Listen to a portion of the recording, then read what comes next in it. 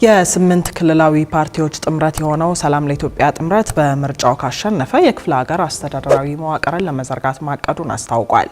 ጥምረቱ ትላንት ባስተዋወቀው ማኒፌስቶ ላይ ፕሬዝዳንታዊ ስርዓተ መንግስትን ተግባራዊ ለማድረግ እቅድ እንዳለውም ገልጿል። ሪፖርተራችን እርሚያስ በጋሻው ተጨማሪ አለው።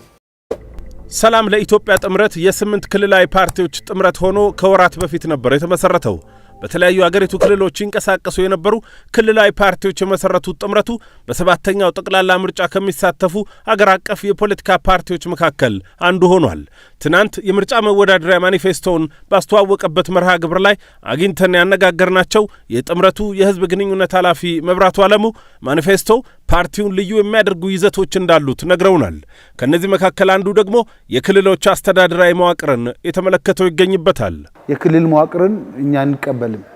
ኦልሞስት የኔ ክልል ያንተ ክልል የሚል በብሔረሰቦች መካከል በህዝቦች መካከል ጥርጣሬ የፈጠረ ስርዓት ስለሆነ በክፍላት ሀገራት እንዲከፈሉ ፌደራል መንግስት አለ፣ ክፍለ ሀገሮች አሉ። በዛ ያሉ ክፍለ ሀገሮች ናቸው የሚኖሩት። የድሮዎቹ 14ቱ ምናምን አይደለም 30 እስከ 40 ድረስ ለኑሮ አመቺ የሆኑ በህዝቦች ፍቃደኝነት የሚቋቋሙ ክፍላት ሀገራት ይኖራሉ። ክፍላት ሀገራት ተጠሪነታቸው ለፌደራሉ መንግስት ይሆናል። የክፍላት ሀገራቱ መሪዎች ቀጥታ በህዝብ የሚመረጡ እንጂ የሚሾሙ አይደሉምና እሱ አንድ ለየት ያደርገናል። ሁለተኛ የዞን መዋቅር አይኖረንም። እኛ ክፍለ ሀገር አለ፣ ወረዳ አለ፣ ቀበሌ ነው የሚኖረን።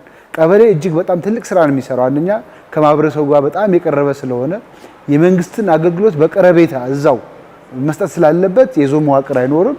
ክፍለ ሀገር፣ ወረዳና ቀበሌ ነው ሊኖረን የሚችለው። በማኒፌስቶ ላይ እንደሰፈረውና ኃላፊው እንደገለጹት ጥምረቱ በምርጫው አሸንፎ መንግስት የመሆን እድል ካገኘ አሁን በስራ ላይ ያለውን የክልሎች አስተዳደራዊ መዋቅር ወደ ክፍለ ሀገር ለመቀየር አቅዷል።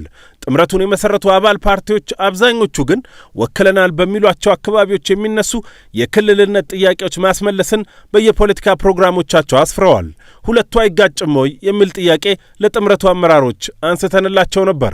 ትናንት ይዘና የተነሳነው ዓላማ አለ። ትናንት ይዘና የተነሳነው ዓላማና በፕሮግራማችን ላይ ያካተትነው ጉዳይ ደግሞ ለዛሬ ግብአት ሆኖልናል፣ እርሾ ሆኖልናል። ፖለቲካውንም ጭምር እንድንገመግም አድርጎናል ማለት ነው።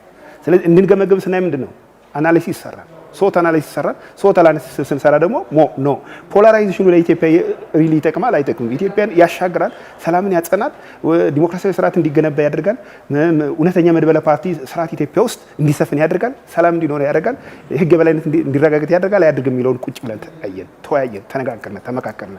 ከዛ በኋላ ለኢትዮጵያ የሚያስፈልገው የትኛው ነው የሌሎች ሀገሮችን ኤክስፒሪየንስ ጭምር አየን ቁጭ ብለን። ስለዚህ ያን ስናይ ነው ሌሎች ሀገሮች በዚህ ልክ ሂደው መፍትሄ አላመጡ። ከዚህ ባሻገር ሰላም ለኢትዮጵያ ጥምረት ፕሬዝደንታዊ ስርዓተ መንግስትን ለማስፈን እቅድ እንዳለው በማኒፌስቶ ላይ አስፍሯል። የፌዴራል ስርዓቱ ደግሞ የሀገራዊና የብሔር ማንነትን ሚዛን የጠበቀ ተመጣጣኝ ፌዴራላዊ ስርዓት እንዲሆን ነው ያቀድ ነው ብሏል። ምንድነው እኛ ያሰብነው አገራዊ አንድነቶች ያርሽሯል። ሰው ወደ ጎጥ ወደ ብሔርተኝነት የሄደበት ሂደት አለ። አሁንም ቢሆን ይሄ ተመጣጣኝ ፌዴራሊዝም ብሔር ማንነትን ክፍለ ሀገር የመሆንን ፍላጎት የህዝቦችን ጥያቄ የሚያፍን አይደለም። ግን ባላንስ መጠበቅ አለብን። ሀገራዊ አንድነት አለ፣ የህዝቦች ፍላጎት አለ፣ የብሔሮች ፍላጎት አለ። ይህንን ባላንስ አድርገን ወደፊት እንሄድ። ባላንስድ የሆነ ፌዴራሊዝም ስትራክቸር ገንብተን ይዘን መሄድ አለብን።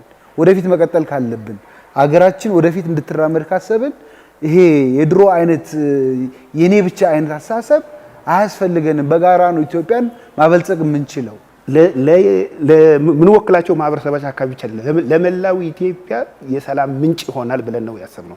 የሰላም አማራጭ ይሆናል ብለን የምናስበው ማለት ነው። ስለዚህ ለዚህም ደግሞ ጥሩ የሆነ ከዋልታ ረገጥ የሆነ ዳርና ዳር በጣም ፖላራይዘር አንተም እንዳልከው ያንን ነገር ኢቭን ሞዴሬት ያደረግንበት አግባብ አለ። ወደ ሞዴሬት አድርገን ወደ ሲቪላይዝድ የሆነ የሰለጠነ ፖለቲካ ላይ ያራመድን ያለ ነው።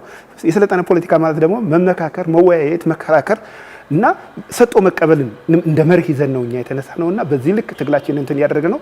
አሁን ላይ እንግዲህ ይሄንን መሰባሰባችን በኢትዮጵያም በምንወክለው ማህበረሰባችንም በኢትዮጵያ ህዝብም ዘንድ ትልቅ ተቀባይነትን እንድናገኝ አድርጎናል። ሰላም ለኢትዮጵያ ጥምረት ለሰባተኛው ጠቅላላ ምርጫ በሰባት ክልሎች የሚሳተፍ መሆኑና ለዚሁም ከ400 በላይ እጩዎች ማቅረቡን አስታውቋል። ጥምረቱ ወደፊት ወደ ግንባር ወይም ወደ ውህደት ሊሄድ የሚችልበት ሁኔታ ላይም እየተወያየ መሆኑን ለማወቅ ችለናል።